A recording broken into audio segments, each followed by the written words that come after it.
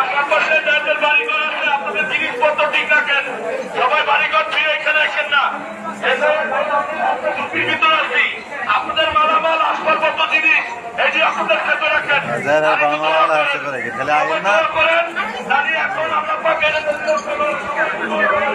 আপনারা বাসা বাড়ি ফিরে আসেন না, আর এখানে যারা আশেপাশে বাড়িঘর আছে আপনাদের মালামাল আপনাদের ক্ষেত্রে রাখার চেষ্টা করেন। দয়া করে